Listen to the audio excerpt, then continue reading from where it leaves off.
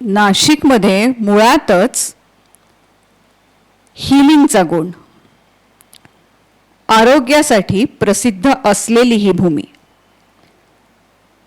नाशिकचं वातावरण, इथली हवा, इथलं पाणी इतकं चांगलं की ब्रिटिशांनी सुद्धा देवळालीला त्यांचे आर्म्ड फोर्सेस इथं विसावतील, त्यांची आरोग्य चांगलं राखलं जाईल यासाठी म्हणून वसवलेली ती वसाहत. त्याच भागात असलेले अनेक सॅनिटोरियम्स हे सुद्धा नाशिकच्या हवामानाने त्यांच्या सुधारणाऱ्या आरोग्याकडे जाणारं एक पाऊल. या सगळ्या नाशिकच्या वैद्यकीय व्यवसाय आणि आरोग्याबाबत आज आपण चर्चा करतोय नाशिक काल, आज आणि उद्या या शृंखलेमध्ये. विषय आहे नाशिकचं वैद्यकीय परिस्थिती आणि आरोग्य. यामध्ये सहभाग होत आहेत डॉक्टर राज नगरकर, एक निष्णात सर्जन, एक सहृदयी डॉक्टर, HCG मानवता कॅन्सर सेंटरचे ते संस्थापक आणि संचालक. अद्ययावत यंत्रणा नाशिकमध्ये आणण्यात आणि एक वेल इक्विप्ड सेंटर उभारण्यामध्ये त्यांचा महत्त्वाचा वाटा. या चर्चेत त्यांच्याबरोबर सहभागी होत आहेत डॉक्टर अनिरुद्ध धर्माधिकारी, असं एक नाव की जे दिवस रात्र न बघता फक्त पेशंटच्या सेवेमध्ये स्वतःला झोकवून देणारे हे डॉक्टर. कॅथ लॅब ही नाशकात प्रामुख्यानं त्यांनी आणलेली नाशिककरांसाठी ही facility. Shri Saibaba heart institute and research सेंटरच्या मार्फत ते कार्यरत आहेत. हे दोघेही डॉक्टर्स आढावा घेत आहेत नाशिकच्या वैद्यकीय क्षेत्राचा, कसं होतं काल, आज काय होतंय आणि पुढे काय व्हायला पाहिजे, याच्यात नाशिकचे डॉक्टर्स आणि नाशिकचे एकंदरीत नागरिक यांचा सहभाग कसा असायला पाहिजे. ऐकूयात आरोग्यविषयीची ही चर्चा. नमस्कार, मी डॉक्टर राज नगरकर, HCG मानवता कॅन्सर सेंटरचा वैद्यकीय संचालक आणि कॅन्सर सर्जन आहे. आणि आज देशदूतच्या 51 वर्ष पूर्ण करून ज्या 52 वर्षामध्ये देशदूतची जी वाटचाल होती आहे त्या निमित्ताने नाशिक काल, आज आणि उद्या ह्या प्रश्नमंजुषा म्हणा किंवा एक चर्चासत्रामध्ये मला इथे देशदूतने आमंत्रित केलं आहे. आणि माझ्याबरोबर आमंत्रित करण्यात आलेले दुसरे माझे सहकारी, माझे मित्र, नाशिकमधील प्रथितयश आणि अतिशय स्किल्ड आणि efficient cardiologist doctor Aniruddha Dharmadhikari सुद्धा आहेत. नमस्कार doctor Raj, sincere thanks for a very generous introduction. देशदूतच्या 51 वर्षांची वाटचाल आपल्यासमोर आहेच आणि त्यांच्या 52व्या वर्षातील यशस्वी पदार्पणासाठी मी त्यांना हार्दिक शुभेच्छा देतो. त्याचबरोबर या चर्चासत्रात मला आणि माझे मित्र डॉक्टर नगरकर यांना आमंत्रित केलं त्याबद्दल मी त्यांचे आभारही मानतो. अनिरुद्ध, म्हणजे आय थिंक मला असं वाटतं नाशिकमध्ये प्रॅक्टिस तू सुरू केली 1999 साली, 2000 साली. परंतु मी जेव्हा माझं पण 2000 सालीच नाशिकमध्ये मी प्रॅक्टिस सुरू केली. पण तुला भेटायच्या आधी माझी भेट तुझ्या बाबांशी झाली होती. आणि he was a senior, very well known, respected family physician, right, जे नाशिकमध्ये म्हणजे अगदी नाशिक शहरात जरी नसले तरी नाशिकच्या जवळ निफाडमध्ये, ओझरमध्ये ते अनेक वर्षांपासून प्रॅक्टिस करत होते. त्यामुळे लहानपणापासूनच तू आरोग्य क्षेत्राशी तसं म्हटलं तर जवळून तू बघितलेलंच आहे, कारण तुझ्या बाबांची प्रॅक्टिस तू घरात बघितलेली आहे. आणि मी जे त्यांच्याशी जितके वर्ष माझं त्यांच्याशी संभाषण व्हायची, भेट व्हायची, एखादा पेशंट असेल तर ते फोन तर करायचे आणि अनेक वेळेस स्वतः त्या पेशंटबरोबर हॉस्पिटलमध्ये येऊन त्या पेशंटला धीर देण्याचं काम आणि माझ्याकडनं जे मी मेडिकली सांगतोय ते त्या पेशंटला, त्या नातेवाईकांना समजून सांगण्याची जी एक I would say he was the medium between the treating team and the patient and the family. So he was a true family physician, I would put it that way. तर पहिले 20-25 वर्ष before you came into practice तू बाबांची ती practice बघितलेली आहे, म्हणजे त्याला आपण नाशिक काल असं म्हणूया. मागच्या 20 वर्षात मधलं आजचं नाशिक आपण म्हणतोय आरोग्य क्षेत्राशी संबंधित. बरोबर. आणि आपल्या पुढच्या पिढीसाठी आपण कशा स्वरूपाचं आरोग्यदायी किंवा मेडिकल हब म्हणून नाशिक कशा स्वरूपाचं असू शकतं, मला वाटतं आपण आपल्याच कुटुंबांपासून ही जर कधी डिस्कशन ठेवलं तर छान वाटेल. त्याच्यामुळे माझा पहिला प्रश्न तुला असेल की बाबा ज्यावेळेस प्रॅक्टिस करत होते before you came into practice, तो मेडिकल सिनॅरिओ कसा होता याबद्दल तुला काय वाटतं? अतिशय चांगली सुरुवात झाली आपल्या डिस्कशनला की नाशिक काल काय होतं हे मी अगदी फर्स्ट हँड बघितलं आहे लहानपणापासून. जे पेशंट्स साधे ताप सर्दी खोकला किंवा छोटे आजार असायचे त्यांना माझे वडील त्यांच्या लेवलवर ट्रीट करायचे. थोडासा जास्त आजार असेल तर नाशिकला यायचे आणि त्याहून थोडासा जास्त असेल काही प्रॉब्लेम, काही कॅन्सर असेल किंवा हार्टचा प्रॉब्लेम असेल तर त्यावेळेस नाशिकमध्ये कुठलीच सुविधा नव्हती.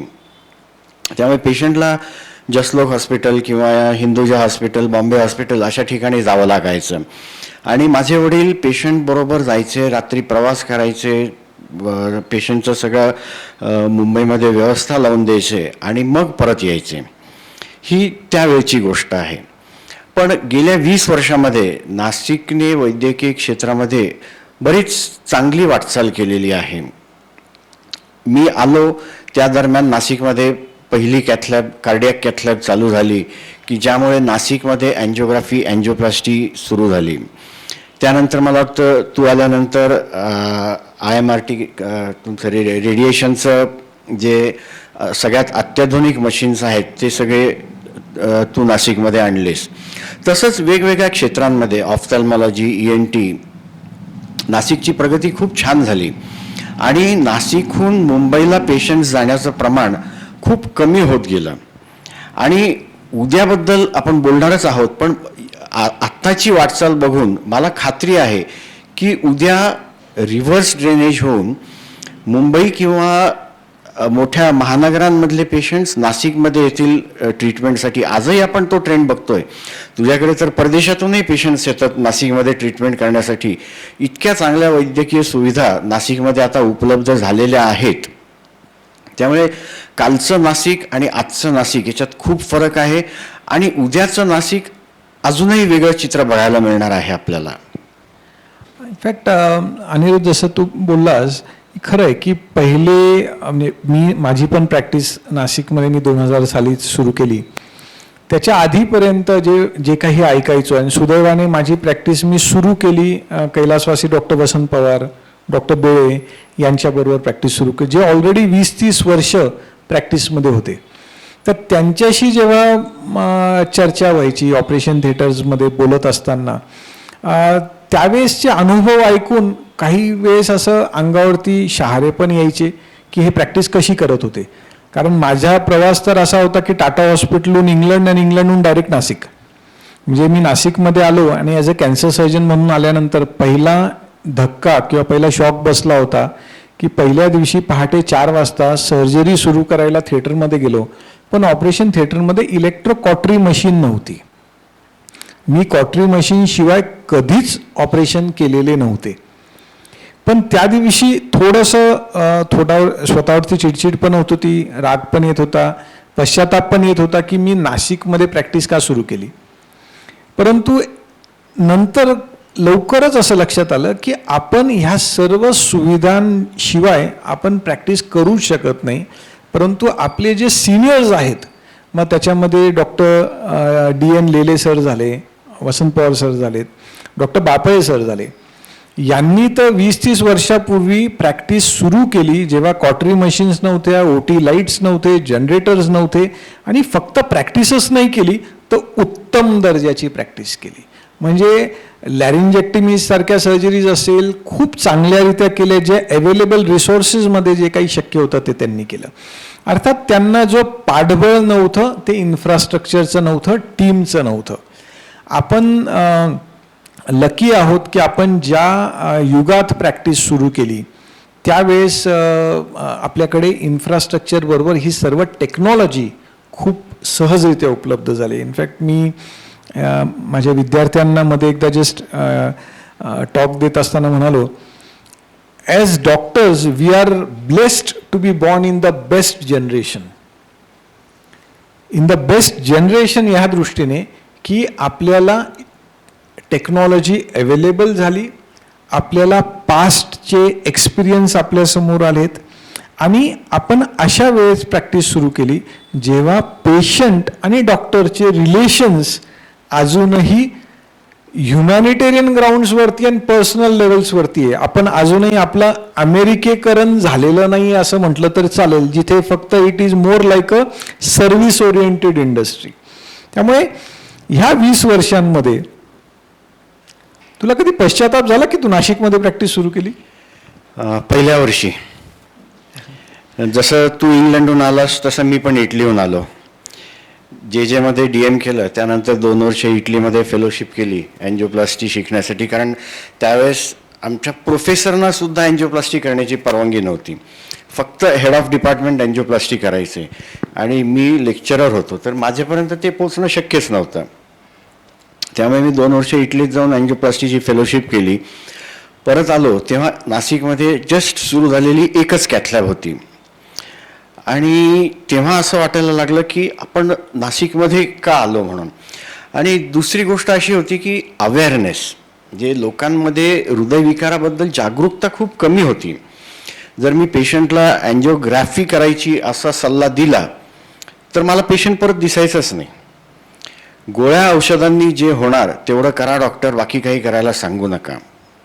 याच्या उलट आज चित्र असं दिसतंय की थोडंसं जरी छातीत दुखलं तर अगदी 30 आणि 35 वर्षाची व्यक्ती माझ्याकडे येते आणि म्हणते की डॉक्टर मला अँजिओग्राफी करून घ्यायची आहे. का रे बाबा, नाही थोडंसं छातीत दुखतंय, मग ते मनात शंका राहून जायला नको तर अँजिओग्राफी करून घ्यायची. हा खूप मोठा बदल दिसतोय. कारण पूर्वी हार्ट डिसीजबद्दलचं अवेअरनेस, या प्रोसिजर्सची भीती, कारण मी जेव्हा DM करत होतो म्हणजे ही 95 ते 97च्या दरम्यानची गोष्ट, तेव्हासुद्धा बायपास सर्जरी करायला सरासरी 6 ते 7 तास लागायचे आणि त्याची मॉर्टॅलिटी पण बरीच होती. त्याची मॉर्बिडिटी म्हणजे ऑपरेशन नंतर पेशंट बरेच दिवस एकदम काही न करता त्याला बसून राहावं लागायचं रिकव्हरीसाठी. त्यामुळे लोकांच्या मनात खूप भीती होती बायपासबद्दलची. बायपास तर करायला तयारच होत नव्हतं कोणी. आता चित्र बदलतं आहे की बीटिंग हार्ट सर्जरी चालू झाली. म्हणजे पूर्वी जसं हार्ट बंद करायला लागायचं आणि मग बायपास व्हायची, कारण हार्ट जर चालू राहिलं तर सर्जनला त्या रक्तवाहिन्या एकमेकांशी जोडणं सोपं जात नव्हतं. पण आता ऑक्टोपस स्टॅबिलायझर्स आले, ज्याच्यामुळे ज्या भागावर शस्त्रक्रिया करायची आहे तो भाग स्टेबल केला जातो आणि मग ऑपरेशन होतं. त्यामुळे पूर्ण हृदय बंद करण्याची गरज पडत नाही. हे सुद्धा आता पेशंट्सना समजायला लागलं आहे. आणि 6-7 तासावरून आज बायपास सर्जरी सरासरी 2 ते 2.5 तासात संपायला लागलेली आहे. पेशंट 5व्या दिवशी घरी जातो आणि 1 महिन्यानंतर आपल्या कामाला लागतो. हे जे बदल लोक बघतायत त्यामुळे लोकांमधला ॲक्सेप्टन्स वाढलेला आहे. पूर्वी जे वाटायचं की आपल्याला काम नाही, किंवा मी एवढं पोटतिडक्याने लोकांना समजवतोय की अरे बाबा तुम्हाला या गोष्टींची गरज आहे आणि लोक पळून जातात, तसं आता होत नाही. आता 10 लोकांना सांगितलं अँजिओग्राफी करा तर 9 लोक करून घेतात. आय थिंक इट्स ट्रू की मागच्या ह्या दशकभरामध्ये सामाजिक जागरूकता बऱ्यापैकी वाढलेली आहे. म्हणजे जसं आपण हार्टशी संबंधित बोलला तसं मी कॅन्सरबद्दल बोलायचं म्हटलं, एक वेळ अशी होती की 10 नवीन पेशंट्स बघितले तर 10 पैकी 9 हे लास्ट स्टेजचे पेशंट्स असायचे, जिथे असं वाटायचं की आपण हारलेलं युद्धच लढतोय. परंतु आता अर्ली स्टेजमध्ये कॅन्सर होण्याचं प्रमाण किंवा कॅन्सरचं निदान होण्याचं प्रमाण निश्चितपणे वाढलं आहे.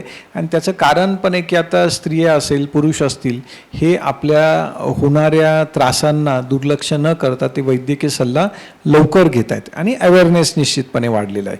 आणि ह्या अवेअरनेसबरोबर तितकंच महत्त्वाचं आहे की फॅसिलिटीज उपलब्ध झालेल्या आहेत. म्हणजे 20 वर्षापूर्वी नाशिकमध्ये एकच कोबाल्टचं रेडिएशन मशीन उपलब्ध होतं. म्हणजे जेव्हा मी 2007 साली लिनियर एक्सलेटर रेडिएशन मशीन टाकण्याचं म्हणजे एक प्रकारचं मी असा पिछाडलो गेलेलो होतो स्वतःला की मला ते लिनियर एक्सलेटर्स टाकायचं, कारण त्यावेळेस संबंध महाराष्ट्रात मुंबई पुण्याव्यतिरिक्त कुठेही रेडिएशन मशीन लिनियर एक्सलेटर उपलब्ध नव्हतं. आणि मी त्यावेळेस टाटा हॉस्पिटलचे खूप सिनियर डॉक्टर आहेत त्यांना भेटायला गेलो. त्यांना म्हणाल मॅडम मला रेडिएशन मशीन टाकायचं आणि लिनियर एक्सलेटर्स टाकायचं आहे, पण 7-7.5 कोटी रुपयाची इन्व्हेस्टमेंट मला शक्य नाही आहे. तर जर कधी गव्हर्नमेंटच्या माध्यमातून किंवा टाटा हॉस्पिटलची एखादी जुनी मशीन टाकून देता आली तर खूप चांगलं होईल. त्यामुळे ते शक्य नाही आहे. कोबाल्ट मशीन 70-80 लाख रुपयाला मिळायचं, पण त्याच्याने होणारे साईड इफेक्ट्स पेशंटला खूप होते आणि त्यामुळे ते नको वाटत होतं.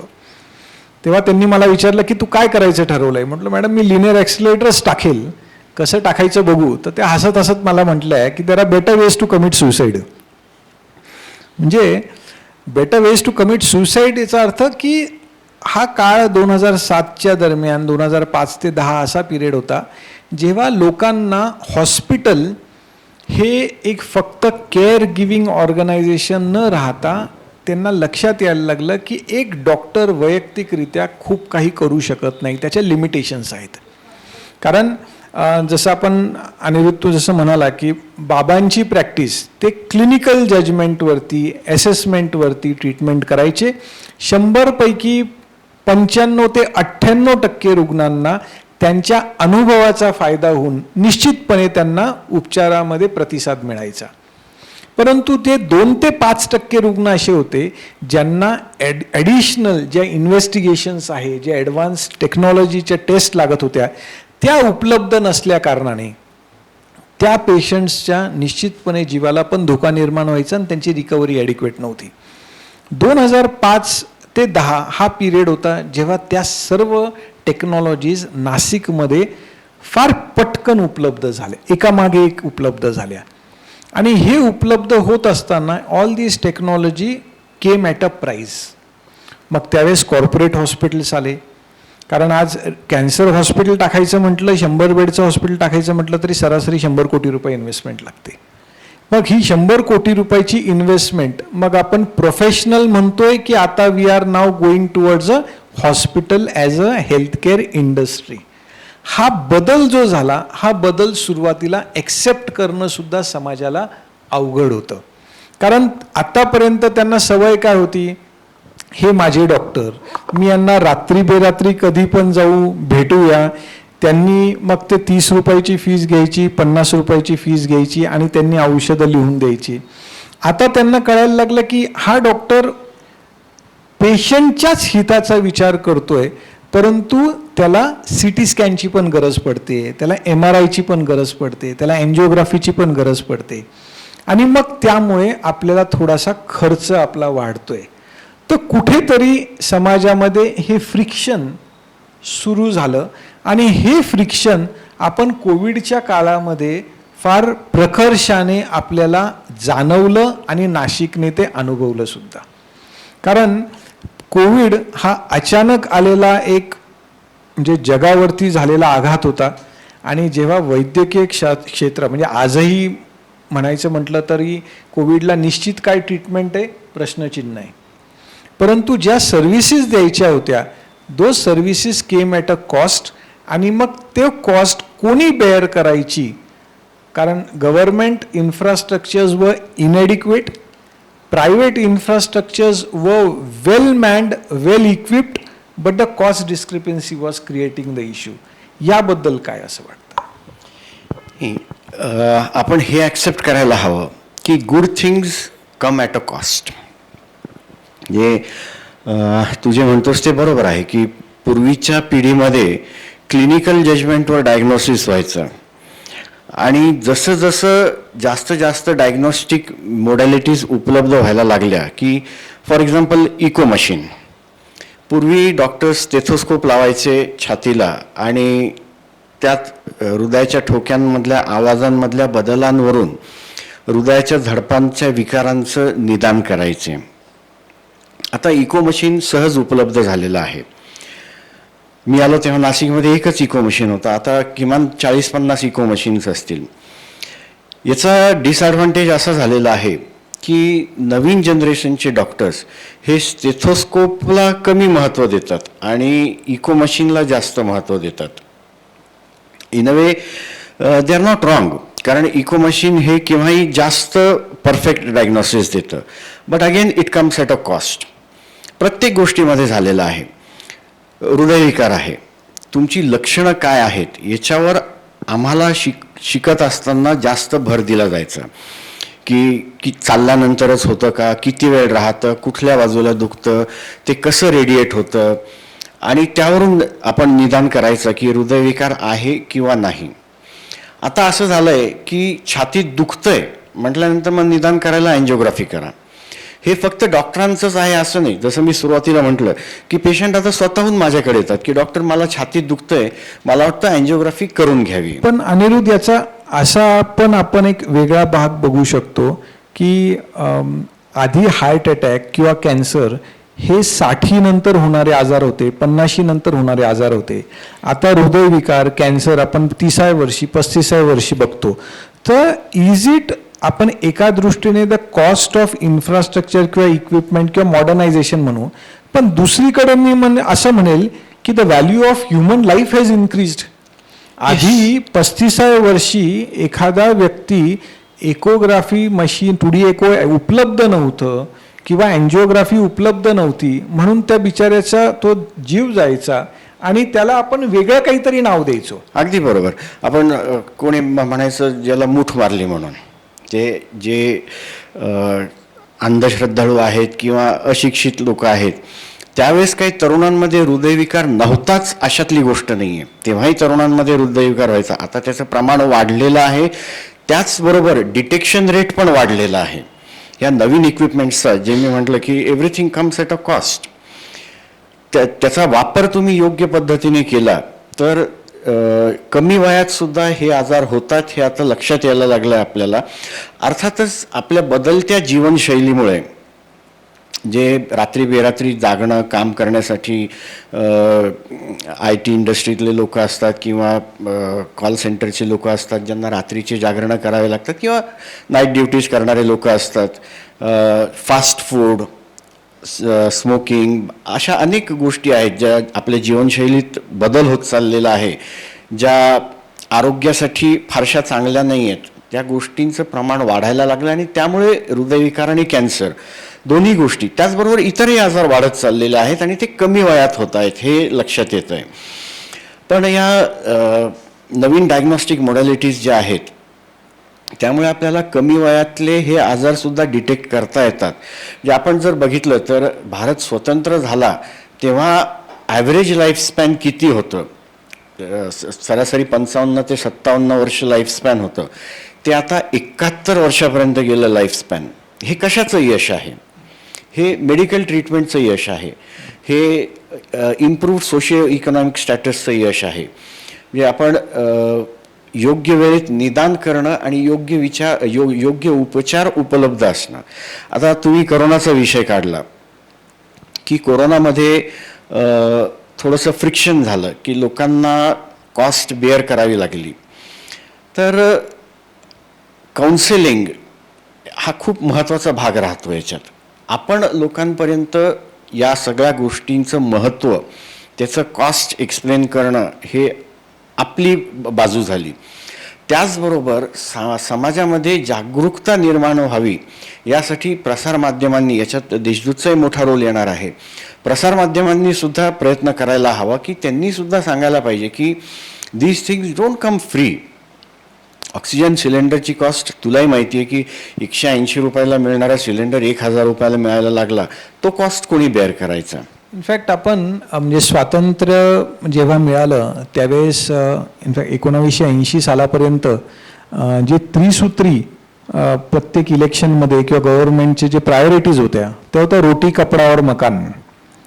पण मला असं वाटतं ही त्रिसूत्री कुठेतरी वाढवून रोटी कपडा मकान आरोग्य आणि एज्युकेशन ह्या दोन्ही पण तितक्याच महत्त्वाच्या झालेल्या आहेत. पण त्या दोन्हींना ॲड्रेस करायला कुठेतरी आपल्या सिस्टीम्स कमी पडतायत हे सुद्धा असू शकतं किंवा may be the population of the country त्याच्या काही लिमिटेशन्स येतात. एक आहे की आरोग्य क्षेत्रामध्ये मागच्या 20 वर्षांमध्ये जो बदल आहे आणि जो भविष्यात बदल होतोय त्याचं एक महत्त्वाचं कारण किंवा जे दिसतंय डोळ्यासमोर की every life matters. Human life cannot be taken for granted. In fact असं असतं की एखादा पेशंट जर कधी आधी दगावला तर आपण त्याचं नशीब खराब म्हणून आपण ॲक्सेप्ट करायचो. आता तसं नाही आहे. आपण त्याचं आयुष्य वाचलं पाहिजे ह्या दृष्टीने जे काही प्रयत्न शर्तीचे प्रयत्न केले पाहिजे आणि त्या प्रयत्न व्हावे याच्यासाठी टेक्नॉलॉजी आवश्यक आहे. आणि ह्या टेक्नॉलॉजीचा एक नाशिककर म्हणून एक अभिमान वाटतो आणि आनंद वाटतो मागच्या 20 वर्षांचा प्रवास पाहताना नाशिकमध्ये. आज नाशिकमध्ये मला वाटतं हार्ट ट्रान्सप्लांट एक सोडलं नाशिकमध्ये न झालेलं तर सर्व प्रकारच्या वैद्यकीय उपचार पद्धती ज्या आज अमेरिकेमध्ये युरोपमध्ये होऊ शकतात त्या नाशिकमध्ये होतात. म्हणजे आज माझ्याच हॉस्पिटलचं म्हणायचं तर मागच्या 2 वर्षात 40 बोन मॅरो ट्रान्सप्लांट्स नाशिकमध्ये झालेत. 450 रोबोटिक सर्जरीज 18 महिन्यापेक्षा कमी कालावधीत झाल्या. म्हणजे इनफॅक्ट ज्यावेळेस रोबोटिक सर्जरी डिपार्टमेंट सुरू केला सर्वांना असा प्रश्न होता की नाशिकसारख्या ठिकाणी रोबोटिक सर्जरी सक्सेसफुल होईल का. परंतु लोकांना कळायला लागलं की हो रोबोटिक सर्जरी हे आपल्या फायद्याचे आहेत आणि त्यामुळे लेस दॅन 18 मंथ्स मी 465 सर्जरीज करू शकलो. त्यामुळे आणि जसं आपण म्हणालात की एक आताचं लाईफ हॅज बिकम की धकाधकीचं जीवन आहे. सेकंड थिंग इज 20 वर्षापूर्वी जॉईंट फॅमिलीजचं कल्चर होतं. आता ते कल्चर बदलून न्यूक्लिअर फॅमिलीजचं झालेलं आहे. जेव्हा न्यूक्लिअर फॅमिलीजचं कल्चर आहे जिथे नवरा बायको आणि 1-2 मुलं तिथे एखादी व्यक्ती त्या कुटुंबातली आजारी पडली तर सबंध कुटुंब व्यवस्था डिस्टर्ब होती जे आधी होत नव्हतं. जॉईंट फॅमिलीमध्ये एखादी व्यक्ती आजारी पडली तर बाकीचे 10 जण होते ते ॲडजस्ट करून घ्यायचे. तर entire focus has now shifted too early recovery आणि फास्टर रिहॅबिलिटेशन. आणि नाशिक इनफॅक्ट मागच्या 10 वर्षांमध्ये मग कार्डिओलॉजिस्ट असेल कार्डिओथोरॅसिक सर्जन्स असतील आज कॅन्सर सर्जन्स नाशिकमध्ये 18पेक्षा जास्त कॅन्सर सर्जन्स आहेत. आज 4 रेडिएशन मशीन्स आहे. म्हणजे आज पुण्यासारख्या शहरामध्ये 6 मशीन्स आहे. नाशिकमध्ये 4 हॉस्पिटल्समध्ये मिळून 7 मशीन्स आहेत. आमच्या हॉस्पिटलमध्ये 3 मशीन्स आता एक 4थं मशीन पण येत आहे. आणि हे सगळं करत असताना भविष्याचा विचार करत असताना एक जे जाणवतंय की Nashik is strategically poised to be a destination for health. एकदम बरोबर आहे. म्हणजे सुरुवातीला मी म्हटलं होतं की नाशिक काल खूप अभाव होता वैद्यकीय सुविधांचा. त्याचं एक उदाहरण सांगतो मी. माझ्या आजीची थायरॉईड सर्जरी झाली होती. ही 1955-60ची गोष्ट असेल. आणि त्या थायरॉईड सर्जरी दरम्यान ब्लिडिंग काही थांबत नव्हतं. त्यांना नाशिकहून मुंबईला तशाच अवस्थेत कॉम्प्रेशन देऊन मुंबईला हलवलं आणि तिथे मग रिडू सर्जरी करून की वॉटेवर कॉटरी केली असेल काय केलं असेल ते ब्लिडिंग थांबलं. म्हणजे नाशिकमध्ये ही सुद्धा बेसिक सुविधा नव्हती. तिथून जसं तू म्हणालास की तुमच्याकडे 4 रेडिएशन मशीन्स आहेत. नाशिकमध्ये आज किमान 12-15 कॅथलॅब्स असतील. ही स्टेज आलेली आहे. आणि आता नाशिकचं लोकेशन असं आहे एअरपोर्ट आता फंक्शनल आहे वेल कनेक्टेड आहे मोठमोठ्या शहरांशी. नाशिक सुदैवाने निसर्गाने खूप वरदहस्त ठेवलेला आहे नाशिकवर. त्यामुळे लोकांना मेडिकल टुरिझमसारख्या गोष्टीचं आता नाशिक विषयी आकर्षण वाटायला लागलेलं आहे. नाशिकमध्ये निसर्गोपचार केंद्र चांगले सुरू आहेत. त्यामुळे भविष्यात मेगा सिटीजपासून पेशंट्स नाशिकला येण्यासाठी आपण तयारी करायला हवी. म्हणजे जसं तुम्ही रेडिएशन मशीन्स घेतले तसंच नाशिकमध्ये आता हार्ट ट्रान्सप्लांट होत नाही, त्या दृष्टीने प्रयत्न करतोय मी. पण आपल्याकडे हॅसल्स खूप असतात, सगळ्या परवानग्यांचा इश्यूज असतो. ते सगळं पार करून आपल्याला नाशिकमध्ये सुविधा निर्माण करण्यासाठी आपण स्वतः प्रयत्न करायला हवा. We cannot depend on the government and governmental agencies for that. म्हणजे जसं 20 वर्षापूर्वी जे नव्हतं ते आपण आपल्या जनरेशनच्या लोकांनी प्रयत्न केला, जिद्द ठेवली आणि आपण ते तयार केलं. तू म्हणतोस की we were fortunate. Yes, agreed, we were fortunate. पण त्याचबरोबर आपण संघर्ष पण केलेला आहे आणि या गोष्टी उभ्या केल्या. जसं तू कॅन्सर सेंटर उभं केलं, मी कार्डियक सेंटर उभं केलं. आज गेल्या 2020 या वर्षात our hospital was the first hospital in Maharashtra to complete 1000 angioplasties in a year. म्हणजे before any hospital in Bombay or Pune, we completed 1000 angioplasties. म्हणजे अशा पद्धतीने नाशिकचं डेव्हलपमेंट होत असताना नक्कीच आपण अजून संघर्ष करून नाशिकमध्ये जास्त मेडिकल फॅसिलिटीज आणि नुसत्या मेडिकल फॅसिलिटीज नाही तर जर बाहेरचे पेशंट्स येणार असतील तर त्यांच्यासाठी आपण बाकीच्या गोष्टी जोडल्या पाहिजे की जेणेकरून patients can spend some quality time with us and get treated. Raj, satellite सेंटर्सबद्दल काय मत आहे? म्हणजे नाशिकचं डेव्हलप होतच आहे, आता मालेगावसारख्या ठिकाणी सुद्धा कॅथलॅब चालू झालेली आहे आणि अजूनही काही तालुका प्लेसेस आहे जिथे कॅथलॅब्स चालू होतील. कारण होतं कसं की नाशिक हा मोठा जिल्हा आहे, दुर्गम भाग आहे, आदिवासी भाग आहे. त्या लोकांना नाशिकपर्यंत यायचं भाडंसुद्धा खर्च करणं जड जातं. तर त्यांना आपण जी औषधं देतो ती घेणं खूप अवघड जातं.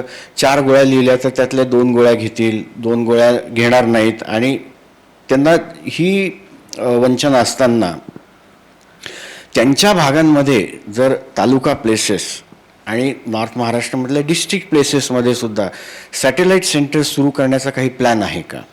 बेसिकली जर कधी आपण मेडिकल सिनॅरिओ बघितला त्याच्यात डॉक्टर्स नाशिकमध्ये खूप वाढलेत मागच्या 20 वर्षात. आपण म्हणतोय स्पेशलिस्ट आहेत, सुपर स्पेशलिस्ट आहेत, कदाचित आता सुपर स्पेशलिस्टसुद्धा पुढच्या काही वर्षांमध्ये येतील. परंतु हे सगळे मेजर सिटीजपर्यंतच फोकस्ड आहेत. ग्रामीण भागातल्या रुग्णांना अनेक वेळेस त्यांच्या सुविधांचा लाभ घेण्यासाठी त्यांना शहरापर्यंत यावं लागतं. आणि दुसरं हे पण आहे, प्रत्येक रुग्णाला त्यांची आवश्यकता नसते. म्हणजे जर कधी ब्लड प्रेशरची मॅनेजमेंट तालुका लेवलला किंवा गावाच्या PHC लेवलला होऊ शकते तर तो त्या पेशंटनी कारण नसताना शहरापर्यंत का यावं? तर हब अँड स्पोक्स मॉडेलमध्ये तालुका म्हणजे जे primary health centres have to be actually strengthened. कुठेतरी PPP मॉडेलवरती, पब्लिक प्रायव्हेट पार्टनरशिप मॉडेलवरती. कारण आता कसं होतं की नवीन डॉक्टर्स दरवर्षी माझ्या जे ऐकण्यात आले नाशिकमध्ये 100 नवीन डॉक्टर्स येतात, MD MS आणि त्याच्या पुढचे झालेले. पण ह्या सर्वांना नाशिकमध्ये प्रॅक्टिस करणं तितकंसं सोपं पण नाही, कारण तेवढं सॅच्युरेशन पण झालेलं आहे. मग यांनाच जर कधी गव्हर्नमेंटच्या बरोबर पब्लिक प्रायव्हेट पार्टनरशिपमध्ये हे जर कधी प्रायमरी हेल्थ सेंटर्सला पार्टनर होऊ शकले तर तिथल्या लोकल लोकांना चांगल्या प्रकारचे चांगल्या दर्जाचे उपचार पण उपलब्ध होतील, चांगले स्पेशलिस्ट पण अवेलेबल होतील आणि जे लोक पैसे भरू शकतात, साधारण एक 20-30% लोकांना पेड ट्रीटमेंट, बाकीच्यांना मोफत ट्रीटमेंट, अशा स्वरूपाचे मॉडेल्स आता करणं गरजेचं आहे. ह्याच्यात कसं आहे की डॉक्टर्स नाशिकमध्ये कॉन्सन्ट्रेट झालेले आहेत. हा केवळ पैशाचा भाग नाही आहे किंवा लाईफस्टाईलचा भाग नाही आहे. जसं आपण नाशिकमध्ये आलो तेव्हा खूप इन्फ्रास्ट्रक्चर नव्हतं म्हणून सुरुवातीच्या काळात जे फ्रस्ट्रेशन यायचं, तसंच त्यांना जर आपण आज पेरिफेरीला विदाऊट इन्फ्रास्ट्रक्चर पाठवलं तर त्यांनाही फ्रस्ट्रेशन येणार. त्यामुळे PHCमध्ये किंवा रुरल हॉस्पिटलमध्ये अनलेस कॅथलॅब आहे किंवा दुसऱ्या काही ट्रीटमेंट मॉडॅलिटीज आहे, प्रत्येक फॅकल्टीच्या आहेत, ऑप्थॅल्मॉलॉजिस्ट, ENT, गायनेकॉलॉजिस्ट, त्यांना जर मॉडर्न इक्विपमेंट अवेलेबल झालं तर मला खात्री आहे की हे लोकंसुद्धा पेरिफेरीला जाऊन प्रॅक्टिस करतील. ॲक्च्युली त्यामुळेच मी म्हणालो हे PPP मॉडेल याच्यासाठी मी म्हणालो, कारण if you look at the government spending at a primary health centre level also. In fact त्यांचे वर्षभराचे फंडिंग आणि जे काही रिसोर्सेस त्याच्यावर ते खर्च करतात ते इतके मोठ्या प्रमाणात आहे ॲक्च्युली, पण त्याचा उपयोग होत नाही आहे. तेवढं जर पब्लिक प्रायव्हेट पार्टनरशिपच्या माध्यमातून असे मॉडेल्स जर कधी डेव्हलप होऊ शकले तर लोकांचं आरोग्य निश्चितपणे इम्प्रूव्ह होऊ शकेल.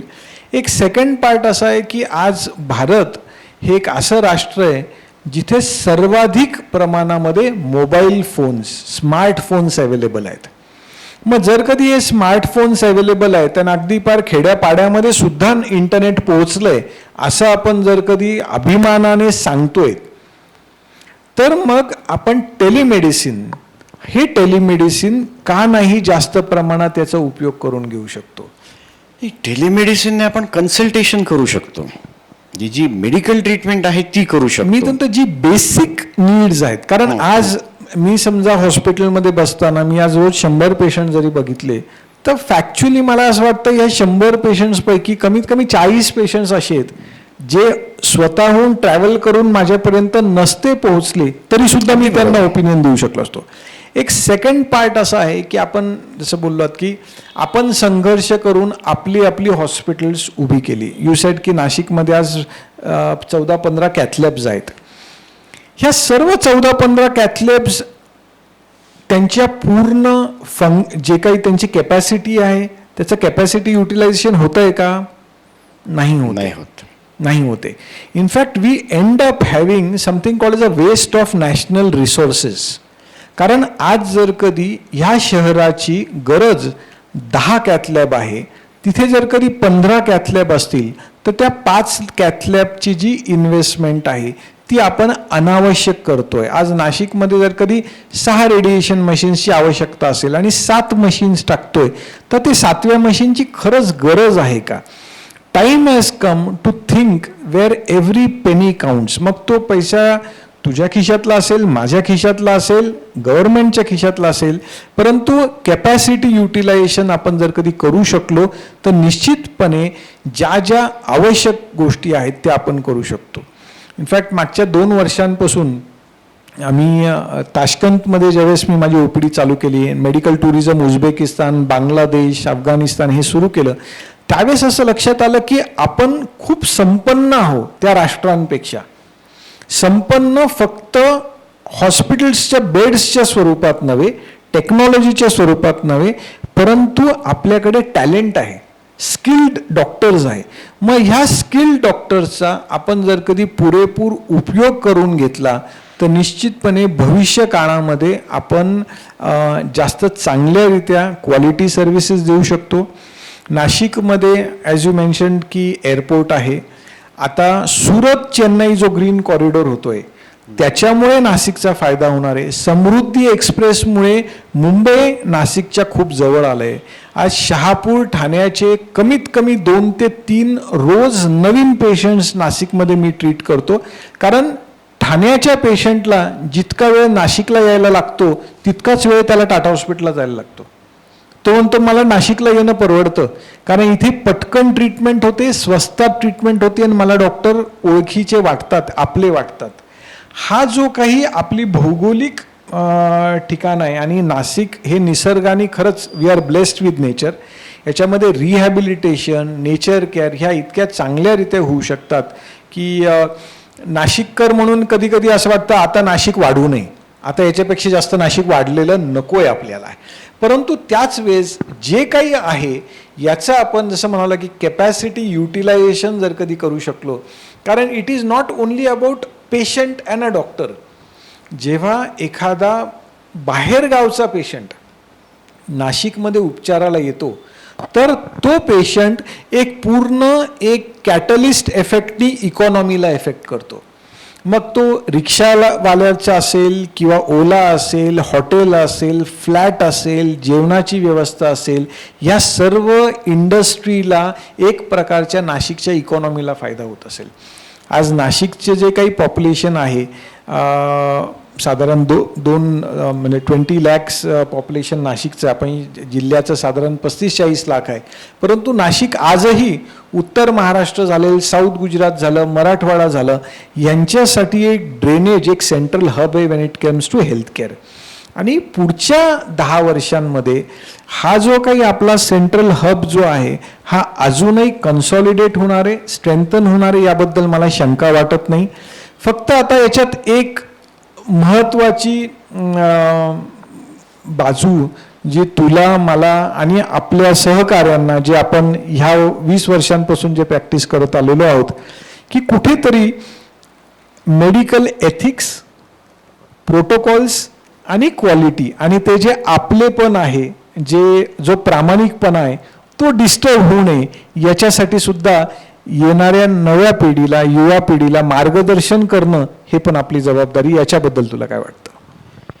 आपलेपणा खूप महत्त्वाचा आहे. म्हणजे तुम्ही जे 2-3 मुद्दे म्हणाले, आपलेपणा, प्रामाणिकपणा, त्याचबरोबर संघर्ष करायची तयारीसुद्धा खूप महत्त्वाची आहे. म्हणजे जसं सुरुवात आपण केली फॅमिली डॉक्टरच्या कन्सेप्टपासून, की घरातला कुठलाही पेशंट, त्याला कुठलाही आजार असेल तर आधी ते फॅमिली डॉक्टरकडे जायचे आणि तो family doctor use to become part of the family. म्हणजे त्या अर्थाने पण तो फॅमिली डॉक्टर होता, because he was part of family. त्यांची सुखदुःख शेअर करण्या इतपत ते डॉक्टर जवळ जायचे. त्यामुळे त्यांच्या कुटुंबातला कुठली गोष्ट असेल, लग्न असेल, मौत असेल, जे काय असेल, त्याच्यात ते फॅमिली डॉक्टर पण सहभागी व्हायचे. आता हळूहळू थोडंसं कमर्शियलायझेशन व्हायला लागलेलं आहे. तो आपलेपणा, आपुलकी, जिव्हाळा या गोष्टी कमी होत आहेत, याबद्दल काहीच दुमत नाही आहे. मला वाटतं ते जपणं आवश्यक आहे. कसं होतं की मी प्रॅक्टिस सुरू केली तेव्हा मी पेरिफेरीला जायचो, की धुळ्याला जायचो, मालेगावला जायचो, संगमनेरला जायचो. पण नंतर मी बघितलं की नवीन कार्डिओलॉजिस्ट जे येतात, रविवारच्या दिवशी फॅमिली टाईम, म्हणजे माझ्या कुटुंबाने सुदैवाने ॲक्सेप्ट केलं की रविवारी मी घरी नसतो, कुठेतरी पेरिफेरीला 4ही रविवार जायचो. ज्या महिन्यात 5 रविवार यायचे तो महिना माझ्यासाठी चांगला, कारण तो 5वा रविवार मी घरी असायचो. तर ही जी संघर्ष किंवा काम करण्याची तयारी आहे ना, ती सुद्धा नवीन पिढीने थोडीशी अंगीकारायला हवी असं माझं मत आहे. त्यांना पेरिफेरीला जायला खूप आवडत नाही. त्याचं कारणही मी सांगितलं, कारण तिथे फॅसिलिटीज कमी आहेत. मी जायचो पेरिफेरीला तर स्वतःचं इको मशीन घेऊन जायचो, कारण कुठेच इको मशीन नव्हतं. आता इको मशीन्स उपलब्ध झालेले आहेत, आता तरी त्यांनी जायला हरकत नाही. आणि आपल्याला जर पेशंटचं संपूर्ण ट्रीटमेंट करायची असेल तर पेशंटशी एक प्रकारचं नातं जोडायला हवं. कारण आपण फक्त अलिप्तपणे हां तुला काय होतं, हां असं असं ठीक आहे, तो ठेवला, 4 गोळ्या लिहून दिल्या, जा, याने पेशंट संपूर्णपणे समाधानी होत नाही, हा माझा अनुभव आहे. पेशंटशी थोड्याशा गप्पा मारल्या, त्याच्याशी त्याच्या जिव्हाळ्याच्या ज्या गोष्टी आहेत त्याची चौकशी केली तर पेशंटचा अर्धा हजार तसाही जातो. काही पेशंट्स माझे असे पण आहेत की डॉक्टर काही त्रास नाही हो, पण तुम्हाला भेटल्यावर बरं वाटतं म्हणून हे 600 रुपये भरले आणि तुमच्याकडे आलो. इनफॅक्ट आय थिंक अनिरुद्ध, तू खूप म्हणजे योग्य मुद्दा मांडला की जे आपण एम्पॅथी म्हणतो, की अनेक वेळेस रुग्णांचा उपचार करताना रुग्णांच्या डोळ्यात डोळे घालून बघितलं आणि तो जो स्पर्श असतो तो स्पर्शसुद्धा एक प्रकारचं समाधान आणि विश्वास देऊन जातो की आपल्या ह्या दुःखाच्या काळात, कारण कुठलाही रुग्ण आनंदासाठी हॉस्पिटलमध्ये येत नाही की डॉक्टरांकडे येत नाही, या दुःखाच्या काळात आपला कोणीतरी सहप्रवासी आहे जो आपल्या या दुःखाच्या प्रवासाला कमी त्रासदायक करणार आहे किंवा लवकरच संपवणार आहे. आणि कोविडमध्ये काही पेशंट्सनी मला सांगितलं सुद्धा की डॉक्टर आता ह्या कोविडमुळे, कारण ज्यावेळेस PPE किट घालून असायचो, म्हणजे सर तुम्ही ह्यावेळेस माझ्या खांद्यावर हात नाही टाकला किंवा त्या फेस शिल्डमुळे मी तुमच्या डोळे घालून बघू नाही शकले, तर कुठेतरी एक प्रकारचं अंतर आल्यासारखं वाटत होतं. अनिरुद्ध, एक वेगळा प्रश्न विचारेल, कारण जो संघर्षबद्दल बोलला, युवा पिढीबद्दल बोलला, नवीन डॉक्टर्सबद्दल बोलला. इनफॅक्ट आज जर कधी तुला ऑप्शन दिला की डॉक्टर न होता दुसरं काही व्हायचं असेल किंवा आज तुझ्या 12वीच्या दिवसांमध्ये आपण विचार केला, would you still prefer to become a doctor and a cardiologist or you would have a second thought? नाही, आजही मला डॉक्टरच व्हायला आवडेल. म्हणजे माझ्या मुलीने, तुझ्या मुलाने सुद्धा बाय चॉईस प्रोफेशन घेतलेलं आहे. म्हणजे मी काय माझ्या मुलीला फोर्स केलं नव्हतं की तू डॉक्टर हो म्हणून. तिला मेरिटवर गव्हर्नमेंट कॉलेजमध्ये ॲडमिशन मिळाली आणि तिने घेतली. आणि तिला सुद्धा मी याच गोष्टी, तू अगदी योग्य शब्द वापरलास, empathy, not sympathy, empathy, to be one with the patient, not to express sympathy. In fact कारण अनेक वेळेस म्हणजे जसं तुम्हाला तुझ्या मुलीबद्दल किंवा माझ्या मुलाबद्दल, मी 12वी त्याची झाल्यानंतर त्याला म्हटलं, बाबा मी डॉक्टर आहे म्हणून तुला डॉक्टर व्हायचं आहे का? तर तो म्हणे, नाही म्हणे, मला डॉक्टर व्हावं असं वाटतं कारण जेव्हापासून मला कळतंय, I have seen you enjoying your profession, I have seen you Bing respected in society because you are a doctor.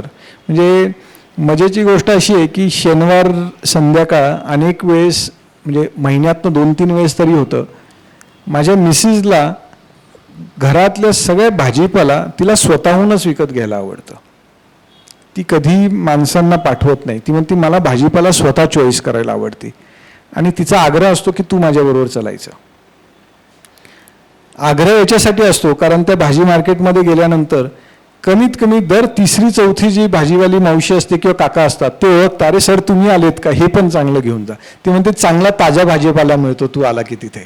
त्याच्यामुळे हे जे काही एक्सप्रेस करण्याचं पेशंट्सचं किंवा समाजाचं जे आपल्याला आहे, आय थिंक ह्या एक्सप्रेशनमुळे आपण जास्त आनंदात राहतो आणि आपला तो आनंद आपले कुटुंबातले सदस्य बघतात म्हणून त्यांना हे प्रोफेशन चूज करावं असं वाटतं. अगदी बरोबर आहे. आनंद तर आहेच. दुसरी गोष्ट सांगेन मी की मी पूर्वी पहाटे 2, 3, 4 वाजेपर्यंत OPD करायचो आणि त्यानंतर मेडिकल रिप्रेझेंटेटिव्हजना भेटायचो. तर 3 वाजतासुद्धा तो मेडिकल रिप्रेझेंटेटिव्ह बिचारा झोपाळलेला असायचा आणि तो आत आल्यानंतर तो म्हणायचा, डॉक्टर 3 वाजतासुद्धा तुम्ही फ्रेश कसे काय, दिवसभर काम करून थकत नाही का तुम्ही? मी म्हटलं, राजा मी काम कुठे करतो, मी दिवसभर बसून गप्पा मारतो, I just enjoy myself. तू जो प्रश्न विचारलास की तुला आजही डॉक्टर व्हायला आवडेल का, नक्कीच आवडेल. कारण दिवसभर मी काम करतच नाही. पेशंट आला की त्याच्याशी गप्पा मारायच्या, काय पीक पाणी काय म्हणतं, मुलीचं लग्न झालं की नाही, या सगळ्या गोष्टी दिवसभर गप्पा तर मारतो मी, त्यामुळे थकण्याचा काही प्रश्न येत नाही. So I enjoy my profession and at the end of 20 years I say yes, given a choice I go for it again. Wonderful. I think कुठल्याही डॉक्टरसाठी तो महत्त्वाचा भाग असतो. आपण आपलं म्हणजे डॉक्टरच नव्हे, आय थिंक कुठल्याही प्रोफेशनलसाठी, मग तो शेती करणारा आपला शेतकरी बांधव जरी असला, जोपर्यंत तो त्याच्या शेतीमध्ये त्या मातीमध्ये जीव ओतून प्रेम करून ते पीक लावत नाही तर ते पीक वाढत नाही कधी. त्या डॉक्टरांना सुद्धा असंच असतं की आम्ही आमच्या पेशंट्सवरती जो प्रेम करतो, जे जीव ओततो, ह्या हेतूने की त्यांचा आजार कमी व्हावा, त्यांचा त्रास कमी व्हावा, त्याचे जे काही रिवॉर्ड्स असतात, मग ते रिवॉर्ड्समध्ये येणारं जे मानधन असतं किंवा जी फीज असते, आम्ही अनेक वेळेस म्हणतो ते बाय प्रोडक्ट असतं. कारण मेन जो पार्ट असतो जो सॅटिस्फॅक्शन असतो की समोरच्या पेशंटनी किंवा त्याच्या नातेवाईकांनी धन्यवादाचे 2 शब्द, एक स्माईल की डॉक्टर थँक्यू, तुम्ही ह्या वेळेस आमच्या बरोबर होतात, हे म्हणणं, याचं मूल्य त्यांनी दिलेल्या फीजपेक्षा कैक पटीने जास्त असतं.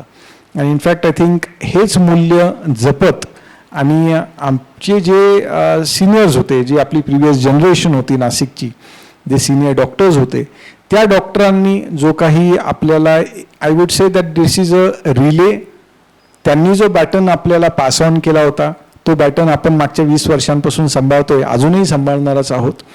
परंतु नेक्स्ट जनरेशनसाठी आता अजून चांगल्या सुविधांसह, म्हणजे प्रत्येक गोष्ट जी होऊन गेली ती वाईटच नसती, त्याच्यातल्या ज्या चांगल्या सोनेरी किनार जे असतात त्या घ्यायच्या आणि काहीतरी चेंज करत जात अजून पुढे जास्तीत जास्त केअर करावी.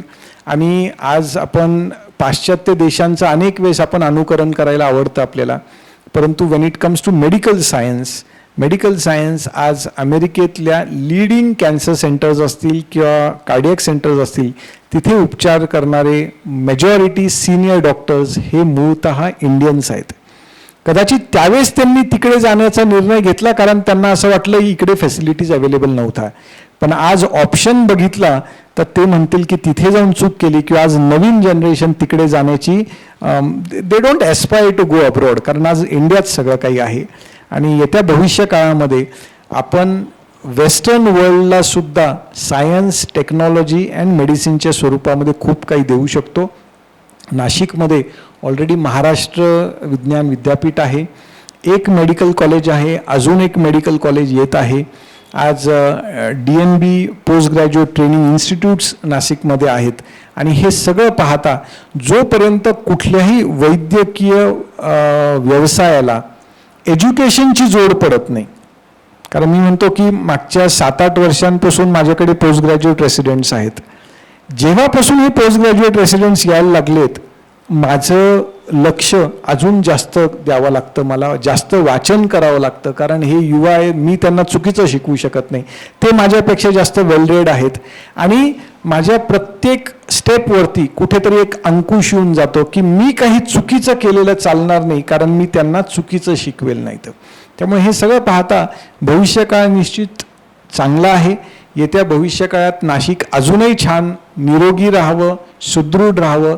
आरोग्य फक्त शारीरिकच नव्हे तर मानसिक आरोग्यसुद्धा चांगलं राहण्यासाठी, जसं म्हटलं की नाशिकचं खूप विद्रुपीकरण पण नको व्हायला, नाशिकचं खूप इंडस्ट्रियलायझेशनसुद्धा नको व्हायला. नाशिक एक वेळ मंत्रभूमी होती, नंतर तंत्रभूमी झाली, मधल्या काही काळ वाईन भूमी झाली, परंतु भविष्य काळामध्ये आरोग्य भूमी व्हावी या दृष्टीनेच आपण प्रयत्न केले पाहिजे. आय थिंक एक जाता जाता एक प्रश्न विचारतो तुला की तू नवीन पिढी म्हणजे डॉक्टरांच्या नवीन पिढीला तुझ्या अनुभवातून किंवा तू जे जग बघितलेलं आहेस त्या माध्यमातून त्यांना काय संदेश देऊ इच्छितो की त्यांनी काय करायला हवं, म्हणजे सगळ्याच अर्थाने, की जे थोडंसं पेशंट डॉक्टर रिलेशनशिप डिटोरिएट होती आहे, की जो कम्युनिकेशन गॅप निर्माण झालेला आहे तो कमी करण्याच्या दृष्टीने किंवा आरोग्यावरचा खर्च कमी करण्याच्या दृष्टीने, जास्त चांगलं आरोग्य राहावं या दृष्टीने आपल्या डॉक्टर्सची नवीन पिढी ही काय करू शकेल? इनफॅक्ट मी माझ्या रेसिडेंट्सला दरवेळेस सांगत असतो की प्रोफेशनल करिअर, आपण जे प्रोफेशनल करिअर आहेत, play it like a test match, जिथे आपला गोल प्रॅक्टिस करणं पाहिजे, पिचवरती टिकून राहणं पाहिजे. It should not be a T20 जिथे एका बॉलवर 6 मारा आणि दुसऱ्या बॉलवरती बोल्ड व्हा. त्यामुळे पेशन्स महत्त्वाचं आहे आणि त्या पेशन्सबरोबर you have to be honest to your profession. In fact आपण जेव्हा प्रॅक्टिस सुरू केली, मी माझी प्रॅक्टिस वयाच्या 27व्या वर्षी सुरू केली. मी 34व्या वर्षी. तू 34व्या वर्षी सुरू केली. आजकाल जे माझे जे रेसिडेंट्स आहे DNB सर्जिकल ऑन्कोलॉजीचे, मेजॉरिटी आर 31-32+, म्हणजे हे प्रॅक्टिस सुरू करतील वयाच्या 34-35व्या वर्षी. त्यामुळे यांना असं होतं की जेव्हा ते प्रॅक्टिस सुरू करतात, ऑलरेडी लग्न झालेलं असतं, काहींचे मुलं पण झालेले आहेत आणि आता कुठेतरी स्ट्रगल सुरू होतोय, तर तो पेशन्स थोडासा कमी पडतो. त्याच म्हणतो की प्ले इट. आणि medical profession is a profession जिथे कोणालाही उपाशी राहायची गरज पडत नाही. तू म्हणतो ते बरोबर आहे एकदम, की पेशन्स हवा. कारण मी तुला आत्ता सांगितलं, मी 34व्या वर्षी प्रॅक्टिस सुरू केली. 2 वर्ष इटलीमध्ये होतो, त्याच्या आधी लेक्चरर होतो JJला. आणि मी जेव्हा नाशिकमध्ये आलो तेव्हा माझ्याबरोबरचे माझे बॅचमेट्स जे होते त्यांच्याकडे कार होती, बंगला होतं, सगळं काही होतं. आणि मी बायकोच्या स्कूटरवर फिरायचो. माझी स्वतःची स्कूटर पण नव्हती. हॉस्पिटलमध्ये कॉल्स बघायला जायचं तर तिच्या स्कूटरवर 1 वर्ष जायचो मी. बट आय हॅड पेशन्स, की काही घाई नव्हती मला, अख्खं आयुष्य पडलेलं आहे. इनफॅक्ट जाता जाता डॉक्टरांच्याबद्दल एकच सांगेल की मी माझ्या आयुष्यातलं जे मानलेलं हे आहे की प्रत्येक प्रोफेशनलच्या आयुष्यात 3 फेजेस असतात. पहिली फेज असते कामेशना, जिथे काम पाहिजे असतं. दुसरी फेज असते धनेशना, जिथे धन लागत असतं. आणि तिसरी फेज असते लोकेशना, जिथे समाजामध्ये आपली काहीतरी जागा निर्माण करतो आपण. याच्या व्यतिरिक्त कुठलीही काही फेज नसते. त्यामुळे जितक्या लवकर आपण आपल्या प्रोफेशनल करिअरच्या तिसऱ्या पायरीवरती पोहोचू त्यावेळेस काम दुय्यम होऊन जातं, धन दुय्यम होऊन जातं आणि आपलं समाजाप्रती काही देणं लागतं हेच सर्वाधिक महत्त्वाचं असतं. त्यामुळे आज नाशिककडे वैद्यकीय दृष्ट्या जर कधी बघताना कालचं नाशिक चांगलं होतं, वाईट नव्हतं. आजचं नाशिक कालपेक्षा चांगलं आहे, पण उद्याचं नाशिक आरोग्याच्या दृष्टीने आजपेक्षा उज्ज्वल होणं गरजेचं आहे. त्याच्यासाठी आपल्याला नाशिकचं आरोग्य वैद्यकीय क्षेत्राबरोबरच नाशिककरांची पण जबाबदारी आहे की आपण आपलं आरोग्य सांभाळावं, नियमित व्यायाम करावे. सायकल ट्रॅक, नाशिक इतकं सुंदर सायकल ट्रॅक्स आहेत, नाशिकला आजूबाजूला इतके सुंदर ट्रेकिंग डेस्टिनेशन्स आहेत, निसर्गोपचार इतके छान आहे. आपण व्यसनाधीनतेपासून लांब राहावं. माझं एक स्वप्न आहे की Nashik as a tobacco free city, जर कधी आपण तंबाखूमुक्त शहर नाशिक करू शकलो तर फक्त मोठे मोठे हॉस्पिटल्स बांधून पेशंट्स वाढवण्यात काही अर्थ नाही, पण वेळ अशी असली पाहिजे की हॉस्पिटल्सच्या बेड्सची क्षमता ॲक्च्युली कमी होणं गरजेचं आहे. म्हणजे निरोगी लोक जास्त असावे, हे कुठल्याही शहराच्या यशाचं आणि भविष्याचं एक निश्चितपणे एक महत्त्वाचं असेल. त्यामुळे भविष्य काळात हॉस्पिटल बेड्स कमी व्हावे हा माझा निश्चित एक हेतू असेल आणि कमीत कमी रुग्ण हॉस्पिटलमध्ये यावे, कमीत कमी रुग्ण दगावले पाहिजे. आता जे काही एजिंग रिलेटेड आजार आहेत ते तर असणारच, ते टळणार नाहीत. आणि हे डॉक्टर अनिरुद्ध या धर्माधिकारींनी हे अगदी योग्यपणे त्यांनी मांडलं की आपल्याला भविष्यामध्ये आपल्या पिढीला म्हणजे 10 वर्षानंतर आपल्याला जर कधी वैद्यकीय मदतीची गरज पडेल तर आपले जे ज्युनियर सहकारी आपल्यावरती उपचार करणार आहेत ते ज्युनियर सहकारींमध्ये आपलेपणा पाहिजे, एम्पथी पाहिजे, प्रामाणिकपणा पाहिजे.